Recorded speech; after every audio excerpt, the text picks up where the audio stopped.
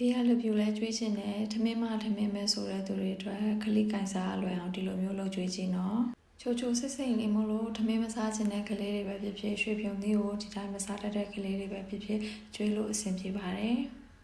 လုံနီးလေးကတော့ကျိတ်ဆက်ထဲကိုပေါင်းထားတဲ့ရွှေပြုံသီးကိုထည့်မယ်ထမင်းထည့်မယ်ပြီးတော့ကျုပ်တစ်လုံးကိုထည့်ပြီးတော့အကုန်လုံးရောပြီးတော့ကျိတ်လိုက်ပါမယ်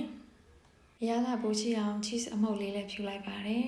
ကျိတ်ဆက်မသုံးမဲနဲ့ထမင်းကိုလက်နဲ့ခြေပြီးတော့အကုန်လုံးရောနေလိုက်မယ်ဆိုရင်လည်းရတယ်နော်ပြီးရင် air fryer ထဲမှာ180 degree နဲ့10မိနစ်တစ်ဖက်ထားပြီးတော့နောက်တစ်ဖက်ကို180နဲ့5မိနစ်ထားလိုက်ရင်ရပါပြီပိုးတဲ့ဟာလေးတွေကိုကျွန်မအိုးထဲမှာပန်ကက်လိုမျိုးစီနဲ့နဲ့လေးနဲ့မေးအေးလေးနဲ့ကြော်ပြလိုက်ပါတယ်ခဏလေးပဲဆိုရင်ရပါပြီခဲကြပါပြီရှင်ညာဘက်က air fryer နဲ့လုပ်ထားတာလေးကအေးလေးနဲ့ပို့ပြီးတော့စားလုပ်ကောင်းပါတယ်ဒီနေ့ကအဝါရောင်လေးဖြစ်သွားတယ်ဖျဲသည့်အဝါရောင်ရှိရနဲ့ဖျဲသည့်အဝါရောင်လေးပဲထည့်ပေးလိုက်ပါတယ်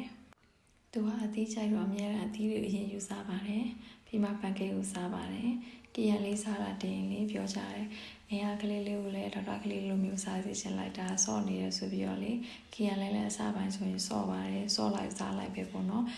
ကျွေးတိုင်းကျမတို့လူကြီးတို့မျိုးအကုန်စားတာမျိုးတော့မရှိသေးပါဘူးတဖြည်းဖြည်းနဲ့ဒါသူစားတက်လာတာပေါ့နော်